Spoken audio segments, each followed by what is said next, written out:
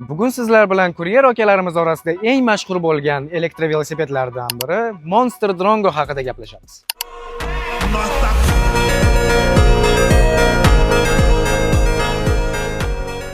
Ko'pchilik hali ham elektrovelosipedga prava kerak deb o'ylaydi. Lekin bu unday emas. Bunda ikkita kuchli batareya bor. Bitta batareya taxminan 50-60 kilometrga yetadi. Ikkita batareya bilan esa 12 soat davomida siz bemalol buyurtmalar bajarishingiz mumkin. Oldida ham orqasida ham amortizatorlari bor. Shahardagi ayrim syurpriz yo'llarni bilasiz-ku. Aynan o'sha joylarda yumshoq yuradi. Belingiz, asablaringiz, yumshoq joylaringiz rahmat deydi. Bunda 3 ta tezlik rejimi mavjud.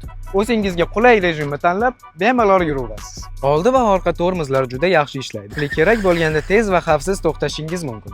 Velosipedda yon oynalar va oldi-orqa pavorotniklar ham mavjud. Bu esa harakatlanishni undan ham xavfsiz qiladi. Faqat katta yo'lga chiqayotganda kaska yoki shlem taqishni unutmang. Aks holda yayi akalarimiz sizga shtraf solishi mumkin. Termos sumkalaringiz uchun qulay bagajniki bor. Batareyani kalit bilan qulflaysiz. Velosipedni qoldirib ketganingizda ham batareyani hech kim olib keta olmaydi. Telefon ushlagichi bor, USB port ham bor.